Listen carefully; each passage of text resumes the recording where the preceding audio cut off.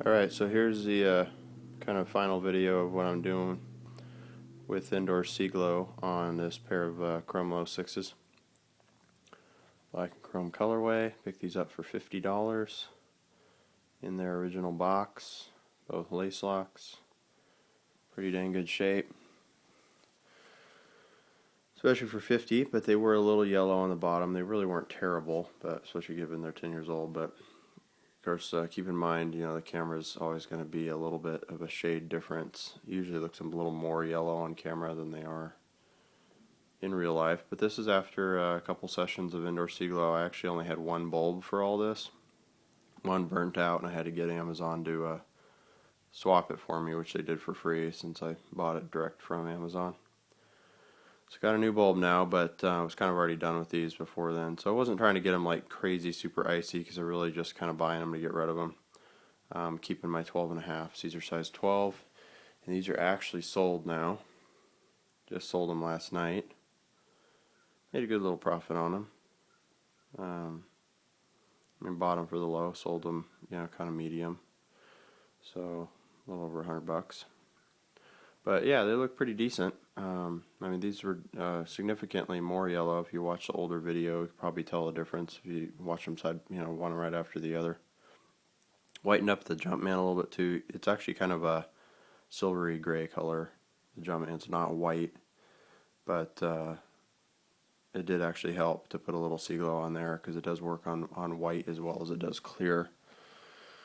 So anyway, yeah, that's kind of the final. If I pair them up here, you can kind of take a look at how they look when you're wearing them. Got the Viz Air very visible.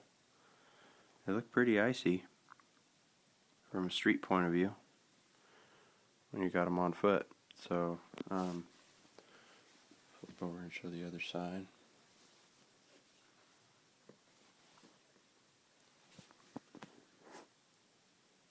And there's that medial side. So yeah, that's the project. Indoor SeaGlow does work. It definitely takes a lot more patience than doing it outside, and definitely more electricity. But you also don't have to babysit it really. It never gets hot enough to be a concern.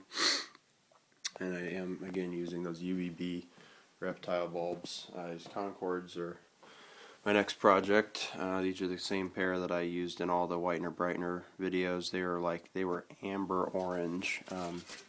Gone through several sessions already, and they're still pretty yellow. There's no mistaking that color, but they have lightened up actually a few shades already. They finally are getting to the point where after overnight they're not all the SeaGlow is getting dehydrated, so you can tell they still got a little bit of it on there. It looks really kind of wet.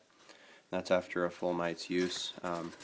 Prior to this, it was really just disappearing because it was getting all soaked in and used up in a matter of a few hours. So they got a long ways to go. There's no mistaking that, but they are what they are, and hopefully I'll get them pretty icy. I don't mind a little tint of yellow, but this is probably about 5 shades darker than I care for. So anyway, yeah, I got these on deck. They've been, I don't know, I've probably done about 3 full nights on these, maybe more. So yeah, like I said, serious patience for the indoor process, and that's using 2 bulbs now, 1 on each end. Just swing these in like this, and get them as close to the shoe as possible, and then I kind of have the lamps touching each other so they're not having to have the metal rims rest right on the shoe. But yeah, again, I'm getting no separation of any kind. Arch plate is the first place that happens because it's just straight carbon fiber and glue. There's no Phylon to grab onto, and all the edges are staying good. So it's nice to not have to do a reglue just because of SeaGlow. It gets pretty old doing that time and time again.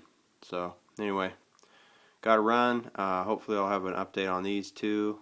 The Chrome 6s are going out the door today, and sold those off now, and that's that. So come at you with a project at a later date. Hopefully the next project will be these iced up, and I got to finish the reglue on my infrared 6 midsole. I don't know how well that's going to turn out, but maybe I can get them rockable again before I have to do a midsole swap.